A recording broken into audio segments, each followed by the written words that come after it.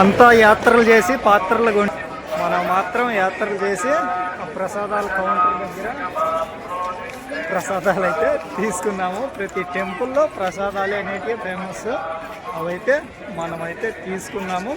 ఇంకా పాత్రలు అంటే మనకు అనవసరం, యాత్రలు చేసి మనం తీసుకోవాల్సింది ప్రసాదాలు. ఆ టెంపుల్ దగ్గర టేస్ట్ ఆఫ్ ఎలా ఉంటుందో ఆ విధమైన ప్రసాదాలు. ఇక ఎక్కడ చూసినా కానీ గంగా జలకళ అనేది ఆ విధంగా ఉంది. ఎక్కడ చూసినా నీటి గురించే, నీటి దేవతే గంగాదేవి ప్రవహిస్తూ ఉంటుంది ప్రతి చోట. అక్కడైనా ఇక్కడైనా అలాంటి వారిని కలిసేందుకైతే మనం వెళ్తున్నాము. ఇటుగా వారు ఇక్కడైతే ఉన్నారు. వెళ్ళే మార్గంలో ఇవన్నీ వారిని అయితే మనం హంపీలో కూడా చూసాము. మరి ఇక్కడ కూడా వారిని చూసేందుకైతే వెళ్తున్నాం. మేమైతే ప్రాజెక్ట్ వెళ్ళారంటూ చాలా నదులుగా చూసాము. అంతకు ముందుగా లాస్ట్ ఇయర్గా అంటూ ఎవరో బ్రహ్మపుత్ర నదిని అయితే అక్కడ చూసాము, పరశురామ్ కుండులో. ఇంకా ఈ మన సైక్లింగ్ చేస్తూ మేస్ట్రో పైన అయితే చాలా నదులే చూసాము. కృష్ణ, గంగా, యమున, సరస్వతి, నర్మదా అంటూ నర్మదానైతే చాలా సార్లు చూసాము. ఇప్పుడైతే ఇంకొకరిని కలిసేందుకు వీరిని అయితే హంపీలో కూడా చూసాము. మళ్ళీ ఇక్కడైతే ఈ ప్రదేశంలో ఈ మంత్రాలయం శ్రీ రాఘవేంద్ర స్వామి టెంపుల్ దగ్గర అయితే వీరిని కలిసేందుకు వచ్చేసాము. వీరు ఎవరో కాదు, చూడండి, వీరే తుంగభద్రనైతే ఇప్పుడైతే చూసేస్తున్నాం మనం. వీరి దగ్గరికి అయితే వచ్చేసాము. మంత్రాలయంలో తుంగభద్ర కర్ణాటక నుంచి ఈ ఆంధ్రప్రదేశ్ ఇంకా వెళ్ళిపోతుంది బంగాళాఖాతం వైపుగా ప్రవహించుకుంటూ ఈ తుంగభద్ర అనేది.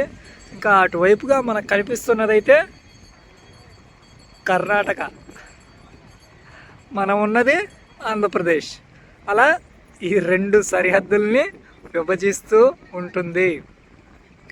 తుంగభద్ర కూడా ఒక హాఫ్ భాగం కర్ణాటకలో ఉంటుంది, ఇంకొక హాఫ్ అయితే మన ఆంధ్రప్రదేశ్లో ఉంటుంది. ఎక్కడైనా కానీ నదులు అనేవి రాష్ట్రాలకి సమాన భాగాలుగానే ఉంటాయి. మనం నిన్ననే కర్ణాటకలో నుంచి వచ్చేసాం ఆంధ్రప్రదేశ్లోకి. ఇప్పుడైతే ఆంధ్రప్రదేశ్లో మంత్రాలయంలోని శ్రీ రాఘవేంద్ర స్వామి టెంపుల్ దగ్గరగా అయితే ఉన్నాము. ఇదైతే ఇంకా అదే పుణ్యస్నానాలు చేసే ఘాట్. నమ్ముతారు చాలామందిగా, వారి నమ్మకాలుగా ఇక్కడ ఏదో స్నానాలు చేస్తే కొన్ని పాపాలు తొలగిపోతాయి అంటూ. కానీ ప్రవహించే నదిలో స్నానాలు చేయడం అనేది చాలా మంచిదే. ఎందుకంటే ప్రవహిస్తూ ఉంటాయి కాబట్టి, ఎన్నో ఔషధ గుణాలన్నీ కలిగి ఉంటాయి కాబట్టి ఈ నీరు అనేవి మన ప్రవహించే జలపాతాలు, నదులల్లో, ఏర్లల్లో అలా ఒక్కొక్క రకంగా చెప్పుకుంటూ ఉంటారు. అవన్నీ ఆరోగ్యానికి మంచిదిగానే ఉంటాయి. మళ్ళీ మనం చేసే పర్యావరణాన్ని పొల్యూషన్ చేయడం వల్ల ఈ నదులు అనేవి ఒక్కొక్కసారి వాటి విశ్వరూపాన్ని చూపించి మానవాళికైతే ముప్పు కలిగిస్తాయి. మనం చేసే తప్పిదాల వల్లే అవన్నీ మనకైతే ఆ విధంగా కనిపిస్తాయి. చాలా సంతోషంగా ఉంది ఈ తుంగభద్రాన్ని కూడా కలవడము. ఇంకా కొందరుగా ఉన్నారు, వారినిగా చూద్దాం. మనం వెళ్ళబోయే మన మాస్టర్ రైడ్లో చాలా హ్యాపీనెస్. ఈ ప్రాజెక్ట్ వెళ్ళారనేది ఎంతో మందిని, ఎన్నో నదులను, ఎన్నో ప్రదేశాలను అన్నీ చూసుకుంటూ మనమైతే తిరుగుతూ ఉన్నాము. ఎంతో ప్రౌడ్గానే ఉంది మాకైతే. ప్రౌడ్ కాదు, ఎంతో ఆనందంగానే. జీవితం మొత్తం సరిపోయేన్ని జ్ఞాపకాలుగానే ప్రతి రైడ్లో మాకంటూ నిలిచిపోయాయి. ఎంతోమందికి అయితే రుణపడిపోయే ఉన్నాను నేను. ఇంకా ఆ యాత్రలు చేసి పాత్రలు, ఈ ప్రసాదాలు ఇక్కడ తింటా కూర్చొని తుంగభద్రతో ముచ్చట్లాడుతూ ఉన్నాను. వర్షం అయితే వచ్చేనా వద్దా అంటూ ఎదురు చూస్తూ ఉన్నది అక్కడ. సూర్య అయితే నాకు వచ్చాడు, కానీ ఇప్పుడైతే ఇంకే అన్నాడో ఏంటో. ఆ విధంగా అయితే ఇక్కడ తుంగభద్రతో ముచ్చట్లాడుతూ ఇక్కడ కూర్చుండిపోయినాను. ఇంకైతే మళ్ళీ వెళ్ళిపోయి మన రైడ్ అయితే ఇవాళ లేదు, ఈ మంత్రాలయంలోనే ఉండి రేపైతే మన రైడ్ని అయితే స్టార్ట్ చేస్తాము. మాస్టర్ గారు అక్కడే ఉన్నాడు. నైట్ వ్యూ అయితే నిజంగా హైలైట్, అంటే కన్నుల పండుగగానే ఉంది. Night view of Sri Raghavendra Swami temple అయితే అంత సంతోషంగా అయితే మనం ప్రతి ప్రదేశంలో ఉండేసి వెళ్ళిపోతున్నాము. అప్పటి తొందరగా అంటూ ఏం లేదు, వచ్చామో వెళ్ళిపోయామో అంటూ ఏం లేదు. ఇలా సంతోషంగా ఆ ప్రదేశంలో ఉండి గడిపి ఆ తర్వాత అయితే మన జర్నీని కంటిన్యూ చేస్తూ వెళ్ళిపోవడమే.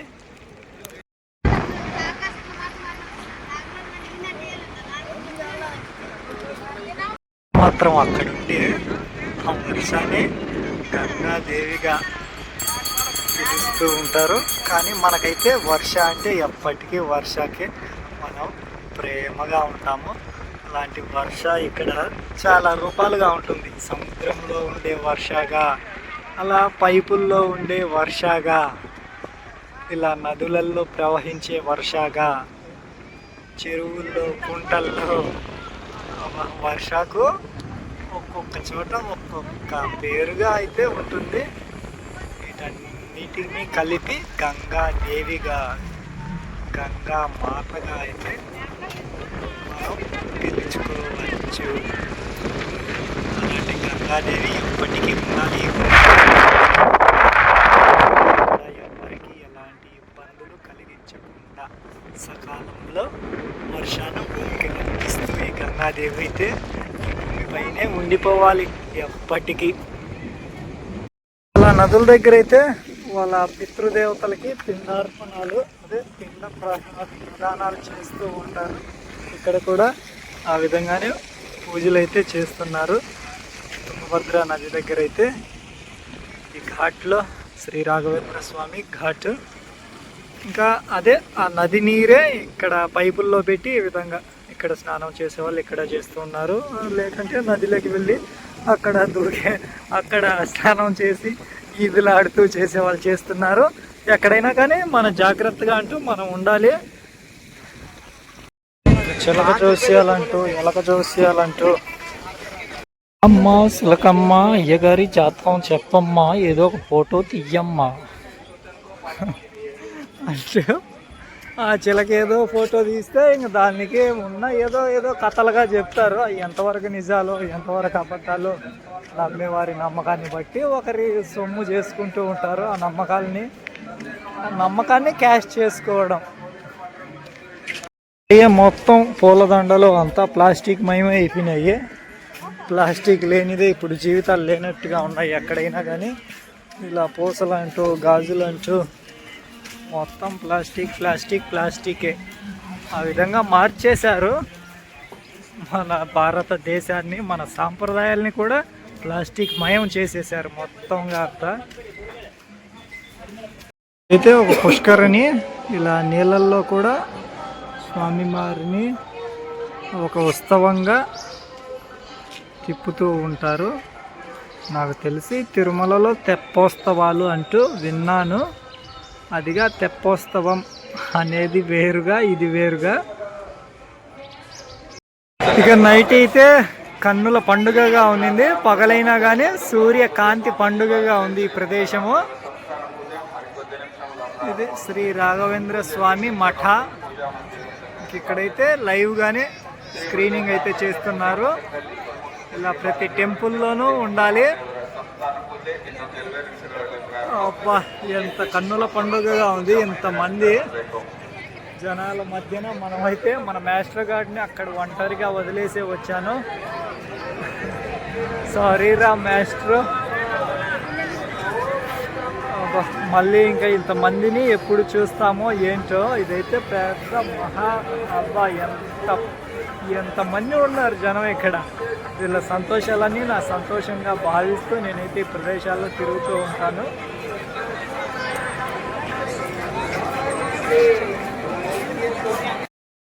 టెంపుల్ అయితే మధ్యాహ్నం 2 నుంచి 4 వరకు క్లోజ్. సాయంత్రం అయితే కలర్ఫుల్గా ఉంటుంది. ఇప్పుడైతే మళ్ళీ ప్రసాదాలకు పోయి తీసుకున్నాను. పొద్దున కూడా తీసుకున్నాను. 30 రూపాయలకు ఒకటి 4 పీసులు ఉంటాయి. ఇట్ట పరిమళ ప్రసాద. ఇక్కడ పొద్దున 2 ప్యాకెట్లు తీసుకున్నాను. ఆల్మోస్ట్ అయిపోయినాయి. ఈ 2 తీసుకున్నాను. ఇంక ఇప్పుడు తినేసి మిగతాటి ఉంటే మన జర్నీలో మనం తింటా పోవచ్చు. మళ్ళీ టెంపుల్ ఎక్కడ ఉంటుందో, ఇట్లాంటి ప్రసాదాలు ఎక్కడ ఇస్తారో ఏమో. అందుకని ప్రతి టెంపుల్ దగ్గర ప్రసాదాలు అయితే తీసుకొని తింటా పోతాము. ఇక్కడైతే వరాహస్వామి, ఇక్కడ ఇంకా ఋషులు, ఇంకా అక్కడైతే పూరి జగన్నాథ్లోని కృష్ణ, ఇంకా అక్కడైతే వాళ్ళు ఎక్కడి వాళ్ళో తెలియదు. వీళ్ళంతా మన దేశంలో ఉన్న ప్రతి టెంపుల్లోని వాళ్ళందరి ఆకృతులు అయితే ఇక్కడ వీళ్ళు నింపేశారు. అవి అక్కడ ఉన్నాయి. పురాణాల ఇంద్ర మహారాజు నిర్మించబడిన పూరి జగన్నాథ్, పండరాపూర్, మహారాష్ట్రకు చెందిన పండర్పూర్. అక్కడ మనమైతే వెళ్ళలేదు అక్కడికి. కొల్హాపురంలో శ్రీ లక్ష్మీమాత శోభించే దివ్యక్షేత్రం పంచగంగా క్షేత్రము కాశీ. మనమైతే కాశీకి వెళ్ళలేదు, వెళ్తామో లేదో కూడా తెలీదు. ఇంకొకటిగా పెద్దదిగా అంటే కాశీ మిగిలిపోయింది మన ట్రావెల్లో. ఇంకా ఈయనైతే మనకు దగ్గరలో ఉండే ఆయన గోవిందా గోవిందా అన్నట్టే. ఇంకా వీళ్ళంతా భక్తుల కోసం వివాహం చేసుకునేందుకు పూనుకున్న కరుణామూర్తి శ్రీనివాసుని కళ్యాణంలో బ్రహ్మదేవతలు పాల్గొన్నారు. అంటే అందరూ చూసేందుకు ఈయన పెళ్లి చేసుకున్నారంట. అందులో వీళ్ళంతా వచ్చేసినారు. లార్డ్ శివ, నారద, బ్రహ్మ, అలా గరుత్మంత, విష్ణు. ఆ విధంగా వీళ్ళ చరిత్రలు అనేవి మన భారతదేశంలో ఉన్నందుకు మనం ఎంతో గర్వించదగ్గాలి. జయంబు నిశ్చయంబురా, జై హనుమాన్. ఇంకా ఇది ఈ విధంగా విశాలంగా ఉన్న ప్రాంగణంగా ప్రతి గుడి నిర్మాణాలు అద్భుతంగానే ఉన్నాయి. వీటి కలర్గా అయితే ఇంకా అద్భుతంగానే డిజైన్ చేశారు. ఎవరు చేశారో కానీ అబ్బా నిజంగా ఒక మహా అద్భుతమే ఇదైతే. ఈ అద్భుతము మళ్ళీ వస్తామో రామో తెలియదు. ఇప్పుడైతే ఇక్కడ ఉన్నాం మనము, చాలు ఈ సంతోషము. ఇలా పరిమళ ప్రసాద తినేసి మళ్ళీ మనం అయితే వెళ్ళిపోదాం. ఇంకా ఇది అయితే శ్రీశైల క్షేత్రము. ఇక్కడిక్కడ మనం వెళ్ళలేదు. శక్తిపీఠాల్లో, శక్తిపీఠం కాదు, ఇవే జ్యోతిర్లింగాల్లో 12 జ్యోతిర్లింగం. మన పక్కనే 70 కిలోమీటర్లలో ఉంది, తిరుపతికి దగ్గర. సాయంత్రం నుంచి ఈ ప్రదేశంలోనే ఉన్నాను. మళ్ళీ జీవితంలో వస్తామో రాలేమో తెలీదు. అందుకంటే ఈరోజు మొత్తం ఇక్కడే స్పెండ్ చేశాను. తుంగభద్రనైతే కలిసేసాను, చాలాసేపు అక్కడే ఉన్నాను. ఇంకా ఆల్మోస్ట్ ఎక్కువ సమయం ఇక్కడే గడిపేస్తూ ఉన్నాను. అప్పుడెప్పుడో వచ్చాము, అప్పుడు ఈ విధంగా లేదు గుడి అయితే. ఇప్పుడైతే ఈ విధంగా. మళ్ళీ ఎప్పటికి వస్తామో ఏమో. చాలుపోయి సంతోషం ఎప్పటికైనా. ఇంకా ఇంకొక హ్యాపీనెస్, అన్ప్రెడిక్టబుల్ హ్యాపీనెస్ అంటే అన్నతో అయితే ఈరోజు మాట్లాడాను. అన్న ఎవరో తెలుసు కదా, రంజిత్ అన్న. అన్నకైతే ట్రిబ్యూట్ ఇస్తున్నట్టు తెలుసు, ఎప్పుడో తెలుసు. అయితే అదే పనిగా నేను చెప్పాల్సిన అవసరం లేదు. ఇంకా ఆ హ్యాపీనెస్ అనేది ఇంకా అన్ప్రెడిక్టబుల్ అయిపోయింది అన్నతో మాట్లాడించే.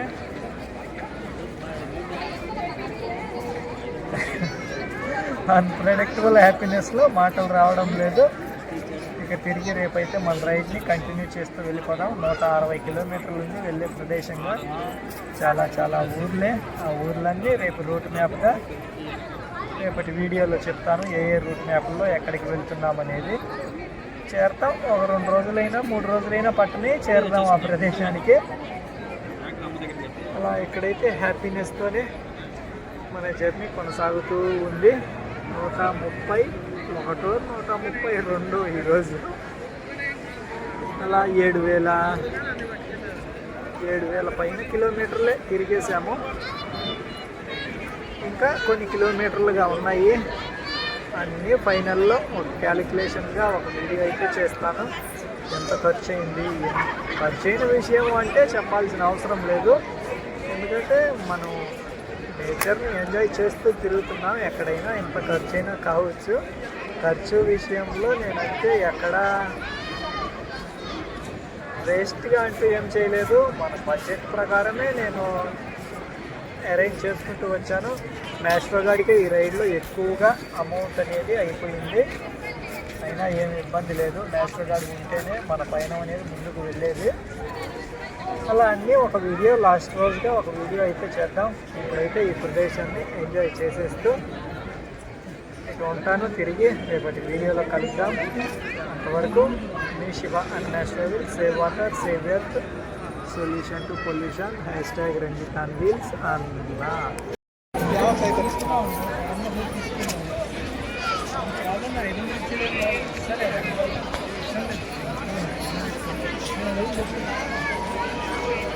ఆలోచించు.